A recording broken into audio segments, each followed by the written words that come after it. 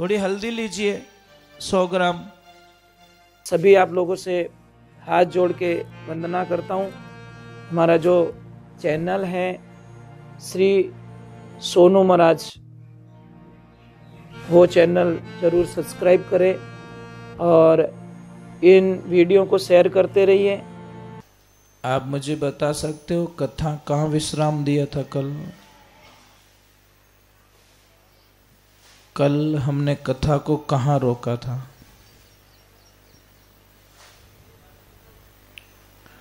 याद है थोड़ा बहुत? भूल गया? ए कृष्णा, जोरदार करी ने काले फेरा कहे ना, आज हावरो भूल गया। बस वही हुआ है। आपको पता है कथा को हमने कल विश्राम दिया था।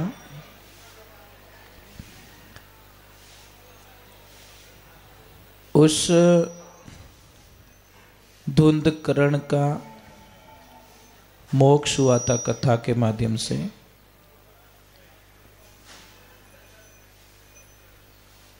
पापी से पापी आदमी था तो भी उसका कल्याण हुआ। कथा क्या है? कथा रियलिटी में क्या है? हम सब भगवान के भक्त हैं, भगवान के प्रिय हैं, परंतु एक बात का ध्यान रखना, जैसे एक बच्चा होता है, बच्चा, और बच्चा अगर गंदा हो जाए तो शायद उसके पिताजी उस बच्चे को नहीं रखेंगे। वो किसको देंगे? उसके माँ को, कि ये बच्चा गंदा हो गया है। परंतु माँ देखिए, माँ को बिल्कुल बोझ नहीं लगता, गंदा नहीं लगता। माँ उसको ठीक करती है, साफ सुथरा करती है, उसको स्नान कराती है, अच्छे कपड़े पहनाती है। बस फिर अब उसके पिताजी को दे देती है और वो ले लेते कि लाओ अब मैं रख सकता हूं इसको। परंतु जब बच्चा गंदा है ना, तब तक पापा नहीं रखते हैं। रखते क्या? मुश्किल है। बस कथा वही सिखाती है हमें। कथा कौन है? हमारी माँ। ये कथा हमारे को साफ सुथरा करके कथा हमें भगवान को समर्पित करती है। ये ध्यान रखे। ये जब तक ये बातें आपको समझ में नहीं आएगी ना, तब तक कुछ नहीं होगा। कोई आदमी था, भोला भगत था एकदम,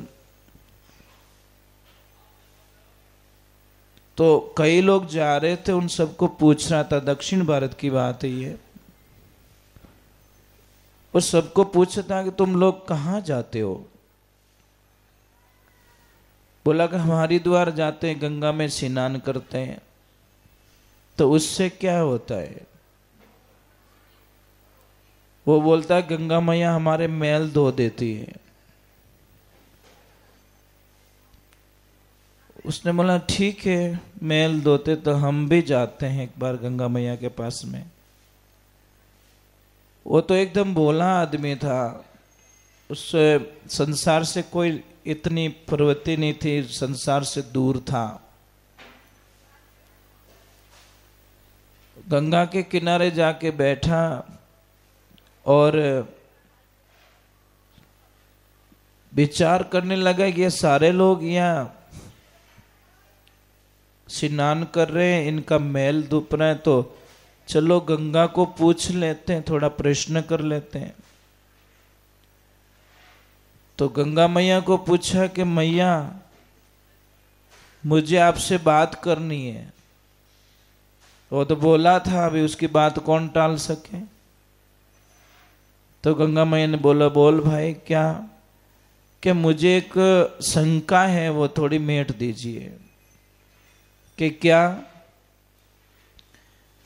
कि आप लोगों के मैल धोते हो, आप में स्नान करते तो पाप डूब जाते हैं। तो हमें बताओ मैया, जो ये पाप होते हैं ना, तुम्हारे पाप कहाँ धुपते होंगे? तुम तो पूरी गंदी हो जाती है, लोग या स्नान करते वो करते हैं। तो गंगा मैया का उत्तर वापस सुनना आप, कि मैं भी पूरी गंदी हो जाती हूं लोगों के मैल से, इनके पापों से मैं भी पूरी गंदी हो जाती हूं, पर मेरे पाप कहाँ डूबते? मुझे भी तो पाप धोने हैं ना। कि जब गाय माता आती है और गाय माता जब पानी पीती है और उसके चरण स्पर्श करती हो ना, तब जाके मेरे पाप खत्म होते, नहीं तो मैं पाप ही नहीं बन जाती हूं। इसका मतलब क्या है? गाय माता, गंगा के भी पाप ये गाय माता धोती है। तो आप लोगों को ध्यान रखे कि गाय माता की जो सेवा करते हो उसमें स्वार्थ का भाव नहीं होना चाहिए, निस्वार्थ भाव से। क्योंकि भक्ति दो प्रकार की, निष्काम और सकाम। सकाम भाव से भक्ति करोगे तो आपको रोना रोना आएगा, क्योंकि आप उसमें लिस्टें बोलते रहोगे, भगवान अब ये कर दो, अब ये कर दो, लायली फेरी में ओ मांगो, उन फेरी में ओ मांगो, मतलब डिमांड हमारी बढ़ती जाएगी। और निष्काम भाव से की हुई भक्ति, अब ट्राई करके देखो आप, जो नहीं मिलना उससे कई गुना आपको मिलेगा। अब ट्राई करके देखिए, निष्काम भाव से, सकाम भाव से नहीं, निष्काम भाव से भक्ति कीजिए। परंतु हम एक दिन का उपवास रखते हैं ना, उसके बदले में भी कुछ मांग लेते, डिमांड। तो ये भगवान की भक्ति नहीं है, भगवान के साथ में सौदा हो गया, सौदा, एग्रीमेंट हुआ, भाई मैं भूखो मरियो आको दिन, सामने आकाशनो खोलू ओ मंथन देनो पड़ी। तो ये तो भाई सौदा हो गया ना, एग्रीमेंट हो गया, मैं भूखा मरा तू मुझे दे। सौदा मत कीजिए, भगवान के साथ में सौदा एग्रीमेंट नहीं होना चाहिए। भगवान जो नहीं मांगता है ना, उसको देखो आप, उसको बहुत सुख मिलता है। मिल जाएगा तो भी सुख, नहीं मिले तो भी सुख। रोना किसको पड़ रहा है भाई? जिसकी सगाई नहीं हुई तो उसको कौन बोलेगा तेरा संबंध टूट गया क्या? अरे बोला हुआ ही कहां था पहले तो। रियोडो वे तो प्रॉब्लम ना आवे ना। इन चीजों को जब तक नहीं समझ में आएगा तब तक हम भगवान की भक्ति नहीं कर पाएंगे। कई बार महिला मंडल है, आप में भजन गाते हो आप लोग, कि मैंने कई जगह सुना माता बहने बहुत अच्छा भजन गाती है और गा के भी बहुत अच्छे भजन गाती है। तो एक दिन कई बहनें भजन गा रही थी, तो वो भजन चालू था, बोलो कोयल वाला बोल, कागोनी बोली छोड़ दे, ऐसा भजन चल रहा था। तो भजन पूरा होने के बाद मैंने पूछा कि खाली आप इस भजन को गाते हो कि आप में बदलाव भी आया है? भजन गाओ जीते तो तुम्हें बढ़िया लगे ना, आपकी भाषा सुधरी कि नहीं सुधरी? बस मैं यही कहता हूं, गाने से कुछ नहीं होगा, आप जीवन में उसको फॉलो करो, और फॉलो नहीं करोगे तो आपको कोई बेनिफिट नहीं मिलेगा। तो हम चलते हैं भगवान के चरणों में, कथा में प्रवेश करते हैं। कल कथा को विश्राम दिया था। वहां पे गोकर्ण जी महाराज ने अपने भाई को मोक्ष दिलाया। अब प्रश्न आ रहा है वापस, सूत जी महाराज को प्रश्न किए जा रहे हैं। प्रश्नों में बहुत सारे प्रश्न हैं। भगवान अजन्मे हैं, भगवान की भक्ति किसकी करनी चाहिए। तो सूत जी महाराज ने बोला कि इन सबके प्रश्नों का जवाब देने से पहले मैं सुखदेव जी महाराज का वंदन करूंगा, क्योंकि वो हमारे गुरु जी के पुत्र हैं और योगी भी हैं। सुखदेव जी महाराज कौन है? कहते हैं कि वैकुंठ धाम में रहते थे सुखदेव जी। तो राधा रानी ने बोला कि सुखदेव तुम्हें मृत्युलोक में जाना है, धरती पे जाना है, और वहां पे जाके भगवान की कथा का प्रचार प्रसार करना है। वो बोला नहीं मैया, मैं नहीं चाहूंगा वहां पे, क्योंकि भगवान की माया है ना, माया के चक्कर में पड़ जाऊंगा। अब रियलिटी क्या है पता है? ये जो दिख रहा है ना, ये दिखने वाली चीज, ये सब माया है भगवान की। और इस माया में हम लोग इतने उलझ जाते हैं, जको दिखे जो कोई छोका लागे अपन। बस यही समस्या पैदा हो रही है। मतलब माया के जाल में फंस गए हम लोग। ये दिखने वाली चीजें क्या है? ये सब भगवान की माया है। कोई तो निकल गए बाहर, और कोई नहीं निकल पाए, अभी भी दौड़ दौड़ फिरे। तो सुखदेव जी महाराज ने बोला नहीं, मैं नहीं चाहूंगा। तो राधा जी ने बोला कोई बात नहीं, भगवान की माया का असर तुम पे नहीं होगा, तुम जाओ। तो कैलाश पर्वत पे पक्षी और पक्षिणी रहते थे,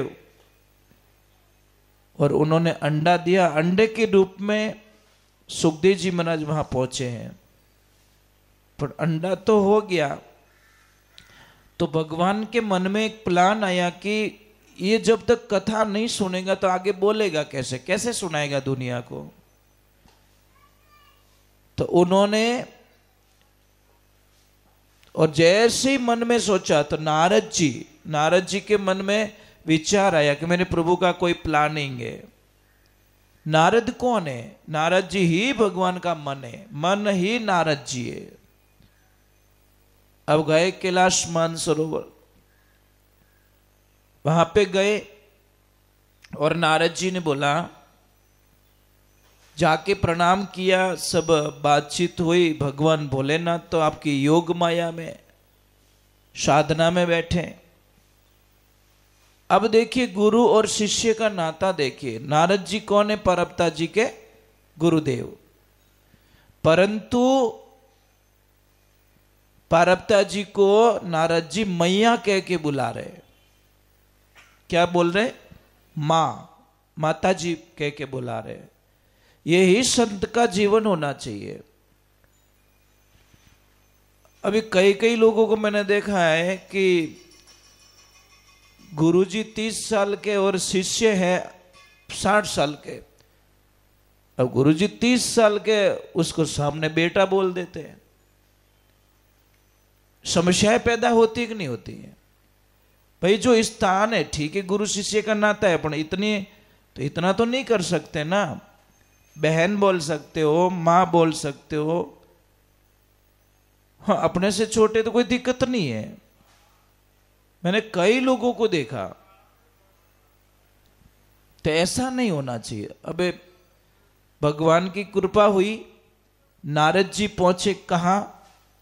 कैलाश, और बड़े शांति से बैठे, और मैया को बोला कि क्या हो रहा है? कि मैं बहुत जगह जाता हूँ, बहुत सारा परेशानी है, लोग धोखा भी बहुत करते हैं, ऐसा है। और लोग आपस में सच्ची बातें भी नहीं बताते। तो माँ पार्वती जी क्या बोल रहे, नहीं देखो संसार की बातें छोड़ो, हमारे यहाँ पे तो बहुत खुशियाँ है कि क्या कि महादेव जी कोई बात मेरे से नहीं छुपाते, कोई बात मेरे से नहीं छुपाते। वो बोले सच में नहीं छुपाते? कि नहीं नहीं नहीं, सच में नहीं छुपाते। तो मुझे ये बताओ, भोलेनाथ ने कभी आपको बताया कि जो गले में मुंड माला पहनी हुई है वो किसकी है, वे मुंड किसके है? पार्वती जी बोले नहीं ये तो नहीं बताया। तो फिर खा गए धोखा, महादेव जी आपसे बातें छुपा के रखते हैं। महाराज ठंठाए लुगेर बैम गालन वालो चीज है, एक बार खाली यूं कह दो थोड़े पतिदेव लारे कोई लुगई बैठी फटफटिया माथे गयो काम हो। अब घाटा मनोर बहन रही है बहन तो किने ठा, खाली वहम डाल दो आप, घर में क्लेश पक्का है। अब पार्वती जी के मन में के अंदर वो हो गया, बस इतना कह कि वो तो चले गए। पार्वती जी गए कोप भवन में, काले कपड़े पहन गए। देखो आजकल तो लड़ाइयाँ कैसे होती पता है, जबान की लड़ाइयाँ हो जाती है। पहले कोई भी काम होता था ना कोड वर्क में होता था। एक महल में एक भवन बनाया जाता था, सामने कोई बात रखनी है या नाराजगी होती ना, तो नाराज नहीं होते तो वो काले कपड़े पहन के कोई रानी हो महारानी जाके उस कोप भवन में बैठ जाती। तब राजा समझ लेता है कोई न कोई समस्या है, तो फिर बाद में उसको मनाया जाता, भाई तार प्रॉब्लम कहीं रही है। हमें तो डायरेक्ट निवेड़ो करे, डायरेक्ट इस भगवान की कृपा हुई। जैसे नारद जी चले गए, महादेव जी अपने ध्यान से उठे तो वो तो कोप भवन में जाके देवी क्या हुआ, क्या समस्या हुई? बोले कुछ नहीं, आप हमारे से बातें छुपाते हो। कि कहाँ बात छुपाई? मैंने कोई बात आपसे नहीं छुपाई। कि नहीं नहीं नहीं, मुझे पक्का पता है कि आप मेरे से बातें छुपाते हो। तो महादेव जी ने बोला कौन सी बात? कि बात क्या, ये जो मुंड माला है ना गले में, ये किसके मुंड लेके घूम रहे हो? तो तुरंत भोलेनाथ ने बोला नारद जी आए थे क्या? क्या हाँ? तो क्या लोपो लगाए दियो। नारद जी रो काम कही, नारद जी आए इसका मतलब कि इनकी घोटालो कर दियो। चाणक्य और अबे पता ही चल गया तो मैं बता दूं, ये सब मुंड है ना, ये तुम्हारे मुंड है। जब जब तुम्हारी मृत्यु हुई मैंने तुम्हारे मुंड को लेके गले में डाल दिया। अब महाराज पार्वती जी हंस रहे कि मैं इतनी बेवकूफ हूं, सिर्फ मैं ही मरी, मेरी ही मौत हुई, आप तो कभी मरे नहीं। कि हे देवी मैं अमर कथा सुन चुका हूं, इसलिए जो अमर कथा सुनता है ना उसकी मौत नहीं होती। तो पार्वती जी ने बोला वो कथा मुझे सुनाओ ना। कि आपने सुनने का मौका ही कहाँ दिया? आप सुनाने का मौका मैंने बहुत बार ट्राई की, पर आपने बहाना निकाल दिया, इस बार नहीं अगली बार, इस बार नहीं अगली बार।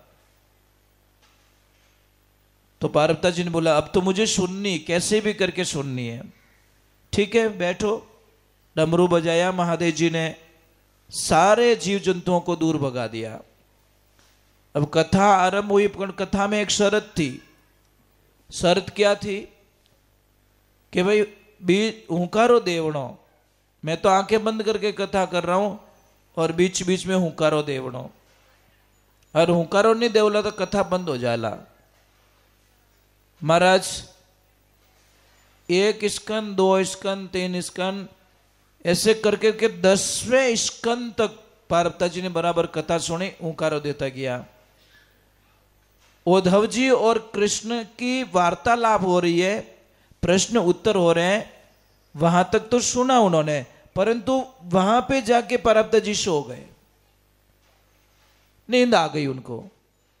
और जैसे नींद आई, अब उस विकृत जो अंडा था उसमें से बच्चा पैदा हो गया।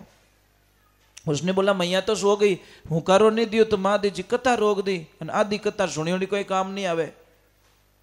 उसने हुंकारा देना चालू कर दिया। अब पूरा 12वें स्कंद हुआ और जैसे जय बोली, बोलो कृष्ण कन्हैया लाल की, एकदम उठे पार्वती जी। क्या हुआ? अरे होवे कहीं कथा पूरी होगी, कि कथा पूरी हो गई, पक्की हो गई? कि हाँ। तो तुम कहाँ थे? कि मुझे तो नींद आ गई। कृष्ण उद्धव जी की वार्तालाप तक तो मैं जग रही थी। तो उन्होंने बोला यो हुकारो कुण दियो। जैसे ही देखा पीछे तो एक छोटा सा बच्चा मस्त एकदम धुन में मंथन कर रहा है। क्या आनंद आया कथा का, क्या आनंद आया। महादेव जी ने बोला सामने बैठ के कथा सुन लेता व्यासपीठ के सामने तो कोई दिक्कत नहीं थी, पर तूने चोरी करके कथा सुनी है, अब मैं तुझे छोड़ूंगा नहीं। महादेव जी एक दो दिन तो खुश हुए, पर फिर तो उनका चेहरा चेंज हो गया। भाला निकाला, त्रिशूल निकाला, और जैसे त्रिशूल चलाने की कोशिश की, बच्चा एकदम पंख फड़फड़ाए और महाराज उड़ गया। महादेव जी उनके पीछे, बच्चा आगे है, महादेव जी पीछे। तो आते आते आते महादेव जी, वो बच्चा कहां पहुंच गया? व्यास जी महाराज के आश्रम पे। और व्यास जी महाराज की पत्नी कुछ बालान सवार रही थी। जैसे ही उबासी आई तो वो बच्चा मुंह के द्वारा अंदर चला गया। उसने बोला अब सैफ हूं, मुझे पता है कि महादेव जी स्त्री पे हाथ नहीं उठाते। महादेव जी वहां खड़े हो गए कि बेटा कभी न कभी तो बाहर आएगा, कभी तो बाहर आएगा।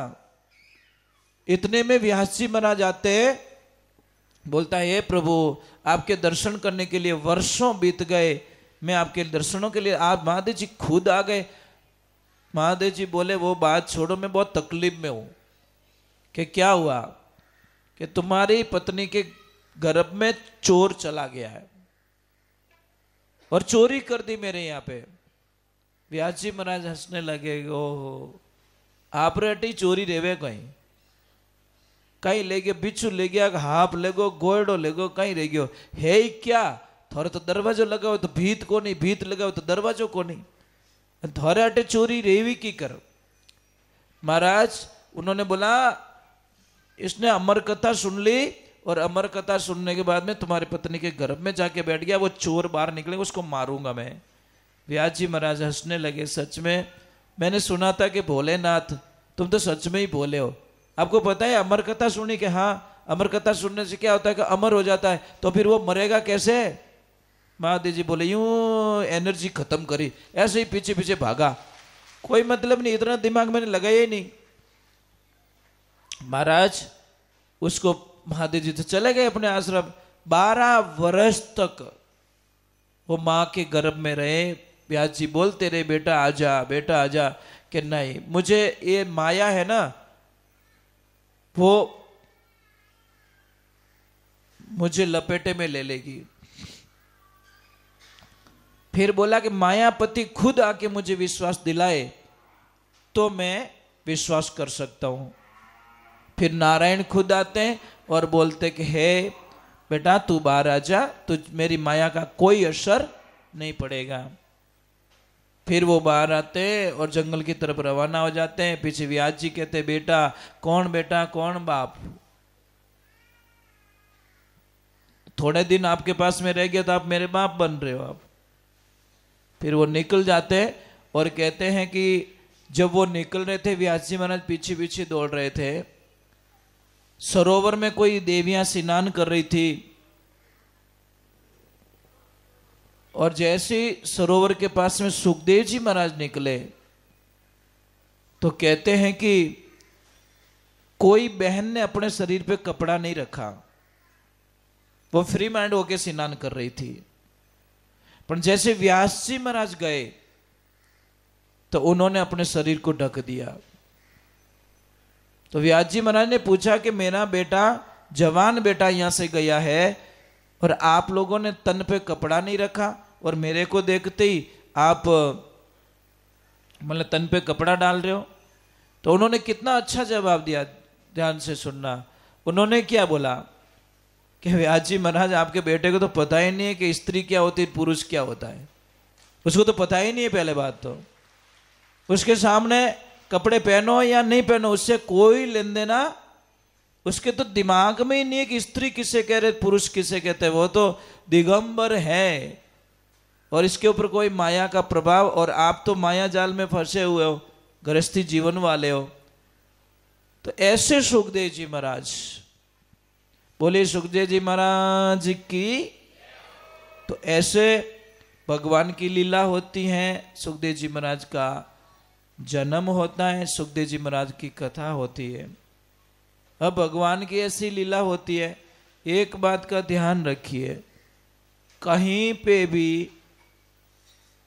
आप कहीं पे भी जाओ, किसी के भी घर पे जाओ, परंतु किसी इस घर की बात उस घर में मत बोलो। ये बड़ा अपराध माना गया शास्त्रों में। हो सकता है आपकी छोटी सी बात किसके घर को उजाड़ दे, और कई घर उजड़ गए। छोटी सी इन घर्री बात इनने कह दी, इन घर्री बात इनने कह दी। और माता बहनों को तो बड़ा शौक होता है इन चीजों का, नहीं कहनी चाहिए भाई। पर गर्री पंचायती अपन नहीं करनी, अपनों घर की कर है वो देखो। कहां तक आप दूसरों के घर की लिस्ट लेके घूमोगे। हम कहीं पे भी जाते हैं ना, महाराज मारी जेठानी नहीं माने में कि जिन्हों महाराज ने घरे बुलाया, कहीं रोटी खवा दे भाई, क्यों जेठानी री कथा करे मारे हमें। थोड़ी आपसी प्रॉब्लम मैं कहीं करूं। अज्ञानता के कारण ये जो ये आपसी रिश्ते नहीं जमते। ज्ञानी होते ना, ज्ञानी तो ज्ञानी लोगों को मतलब ये चीजों को फीलिंग नहीं करते। आपसे कोई बोले तो भी राजी, नहीं बोले तो भी राजी। मतलब ज्ञानी पुरुष क्या करेगा, नाराज नहीं होगा वो। अज्ञानी लोग नाराज होते हैं, मारू बोलिया कोने, मारू बात नहीं करे, ओ नहीं करे। अरे भाई उसकी मर्जी, नहीं बोल रहे तो राधे राधे बोलो बस। इसीलिए शास्त्र क्या कहता है, जितनी एनर्जी तुम दुनिया वालों को मनाने में लगाते हो, समझ में आ रही है आपको, जितना समय आप दुनिया वालों के मनाने में लगा रहे हो, इतना समय तो भगवान की भक्ति में लगाओ ना, निहाल हो जाओगे महाराज। अब ब्याह मंडे जने देख जो बापड़ा ने भेंडो कर दे, एक ने लावे तो दूजोड़ो नहीं आवे, दूजोड़ो ने लावे तो तीजोड़ो नहीं, काका ने लावे तो भतीज नहीं आवे, बुआ ने लावे तो फूफो आवी को नहीं। हाँ सच में ये प्रॉब्लम है। तो इन लोगों को मनाने मनाने में हमारी एनर्जी वेस्ट होती है। इससे बढ़िया प्रभु की शरणागति लेवे, मनाए उसको, भगवान को। तो सबसे बड़ी साधना क्या बताइए आप, जितनी भी जबान से निंदा करते हो, और निंदा करने वाले की जबान से कभी अनुष्ठान पूरा नहीं होता। आप ट्राई कर दीजिए। आप अगर मुंह से गाली गलौज कर रहे हो और फिर यज्ञ में बैठते हो, आपको यज्ञ का फल थोड़ी मिलता है, मिलता ही नहीं है। ठीक है, फॉर्मेलिटीज हो गई कि मैं ओम रे माने बैठा ओम स्वाहा करिया, मिलता ही नहीं है फल, फालतू का लफड़ा ही है। जब जबान ही आपकी गंदी है, उस जबान से अपवित्र शब्द निकल रहे हैं, गंदे गंदे शब्द निकल रहे हैं, तो कैसे यज्ञ सफल हो जाएगा। आप गंदी थाली में खाना खाते हो क्या? जो थाली गंदी खा लोगे, आपको बोला जाएगा ये खाना खा लीजिए, आप खा लोगे क्या? तो फिर आप इतना होशियार, तुम्हारा राम जी की कर मेरे प्रभु कैसे एक्सेप्ट करेंगे उसको? ये कोई चांस भी नहीं है। तो अब शब्दों का प्रयोग मत कीजिए, कोई मतलब नहीं। पाप लगे, जबान गंदी होती है हमारी, वो तो क्या मुंडो तो राके बढ़िया चकाचक, और शब्द बोले गंदा गंदा, गंदे गंदे शब्दों का प्रयोग करते हैं। तो ये चीज बिल्कुल नहीं होनी चाहिए। चलो एक छोटा सा कीर्तन कर लेते हैं, फिर आगे की तरफ प्रवेश करते हैं हम कथा में।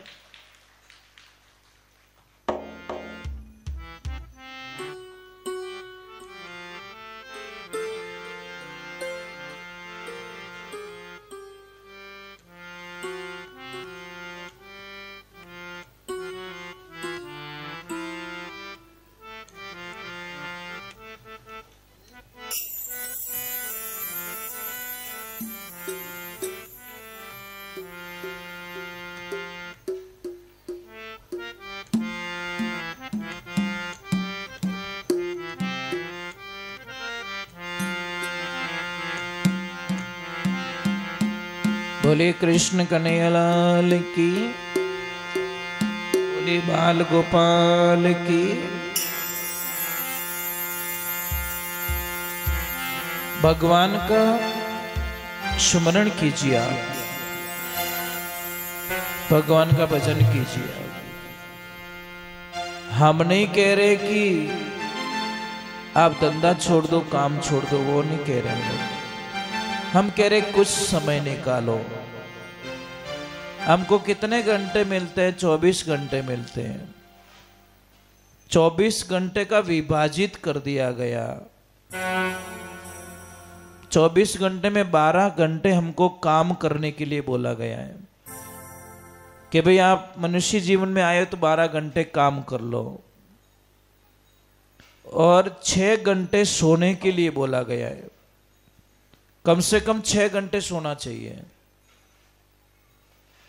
तो कितने हो गए? 12, 6, 18। और 4 घंटे खाने पीने के लिए बोला गया है। 2 घंटे सुबह में, 2 घंटे शाम को।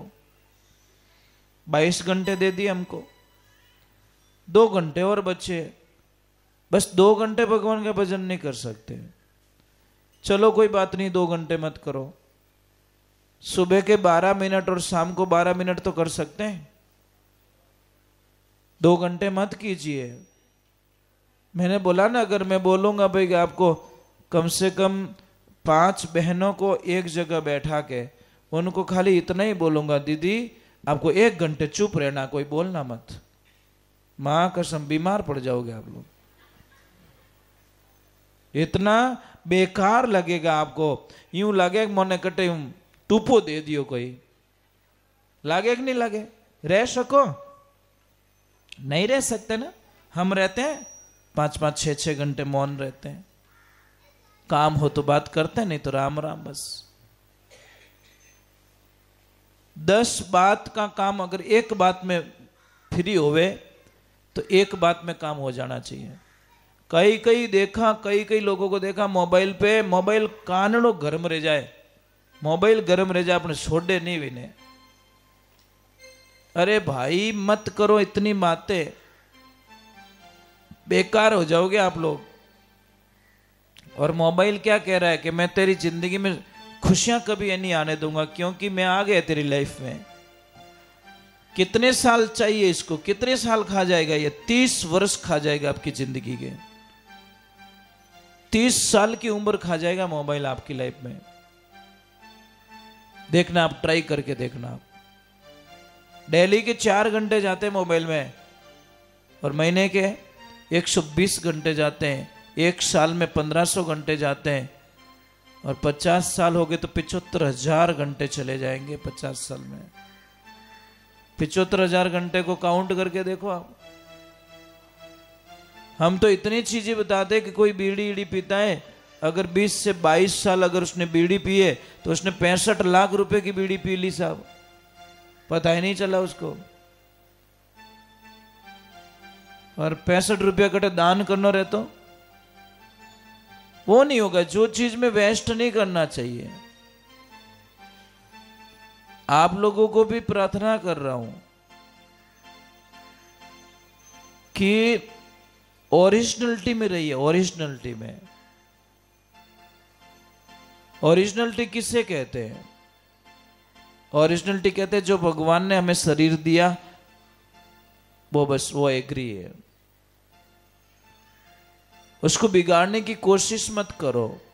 कई लोग कराते हैं, मेकअप कराते हैं, पछे घूमड़ा रहे मुंडा रे मोटा मोटा, पछे क्या स्किन की प्रॉब्लम हो गई, स्किन की। अबे प्रॉब्लम री को नहीं, तुम कर ना या खुद ही गया बटे। अरे भाई इतना शौक है तो गाय माता के दूध से मुंह धो लो ना, इतनी बढ़िया स्किन हो जाएगी जो कल्पना नहीं कर सकते आप। रियलिटी है। जैसे आप तिलक करते हो, कि बाजार से लाने की बजाय हम बोलते वैसे तिलक बनाओ आप बढ़िया। क्या करो पता है? थोड़ी हल्दी लीजिए 100 ग्राम, और थोड़ा चूना लीजिए। चूना आता ना कड़ी के वहां पर, थोड़ा चूना लीजिए, थोड़ा डालिए अंदर, और उसमें थोड़ा सा नींबू का रस डालिए और थोड़ा पानी डाल के उसको बराबर मिक्स करो। थोड़ी देर बाद में कलर चेंज हो जाएगा, एकदम बढ़िया रेड कलर हो जाएगा। और फिर उसको तवे पे डालो, ज्यादा सेकना नहीं, धीमी आंच पे खाली वो पानी सुखाना है बस। पानी सुखा दिया और सुखाने के बाद में उसको मिक्सी में डाल के ग्राइंडर कर दो। वो हो गया तिलक आपका घर में, बढ़िया से बढ़िया, एकदम ओरिजिनल एकदम। अभी ये लगाया हुआ नहीं, ये तो ऐसे हाथ करूंगा निकल जाएगा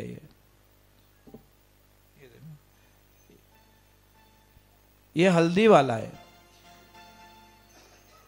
तो आप बना सकते हो घर में, पर क्या करें महाराज, आदत ऐसी हो गई हमारी। दूसरे नंबर, कल मैंने एक चीज बताई थी कि वो बचे हुए, अच्छा आज आटो कम डाली रहे हो पुलोतन में ना, कम डाला होगा ना, क्यों ठंडाव तो पड़ गई कि वो मोरा कामरो नहीं है, तो ऑटोमेटिक आपने उसमें कटौती कर दी होगी।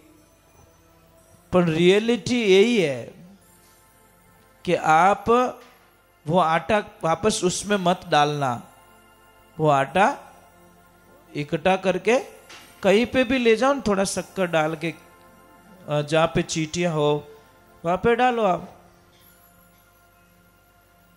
आप लोगों को शायद पता नहीं है, जैसे किसी का गहना होता है ना, गहना आप लोग कभी ध्यान नहीं देते। जो मां का जो गहना होता है ना, मां का, उसके ऊपर सच में अधिकार किसका होता है पता है आपको?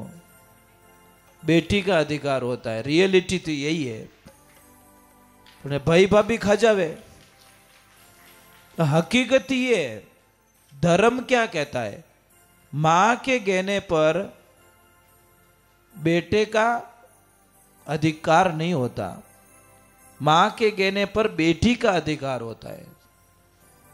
पर कौन समझाए? बेटी नहीं तो फिर अपनी बेटी की बेटी को दे दो। परंतु ये चीजें समझ में नहीं आएगी कि महाराज तो घाटो करा वो कहीं करो। अरे भाई, मारो गहनो लीड़ो किनो भलो रियो ही को नहीं आज दिन तक। बेटी को दे दो, बेटी को। और अपने यहाँ तो चलन नहीं है, नहीं तो दक्षिण भारत में चलन है। मां के गहने पर बेटे बिल्कुल अधिकार नहीं जताते, सिर्फ बेटी को मिलता वो गहना। पर अपन तो पहले चेक कर, मां मेल जाए हेटो मेल जाए। वाह कृष्णा वाह। इन चीजों को समझना पड़ेगा आप लोगों को। धापोला तो नित्यु धापोला, अनित्यु कोई धापो को नहीं। चलो एक थोड़ा सा कीर्तन कर देते हैं, फिर आगे कथा में प्रवेश करेंगे।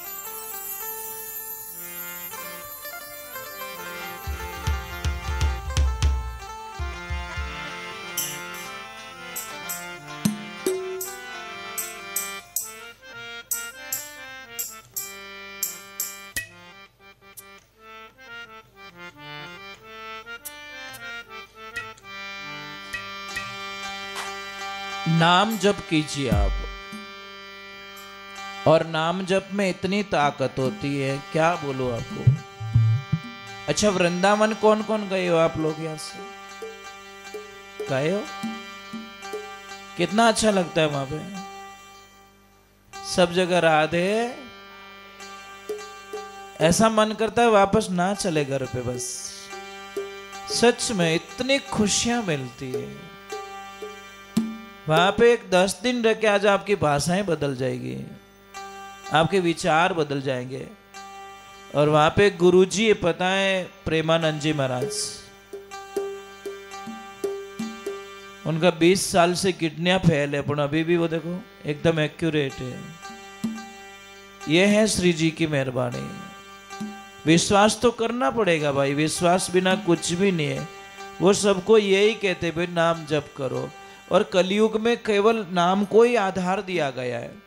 कलयुग केवल नाम आधारा, सुमिर सुमिर नर भव उतरे पारा। तो इतना इजीली हमको दिया गया, तो फिर हार्ड क्यों करें, ज्यादा क्यों करें, ज्यादा बोझ लेके क्यों घूमे। कई लोग बहुत सारे भजन भी करते हैं पर उनकी विचारधाराओं में कुछ प्रॉब्लम होती है।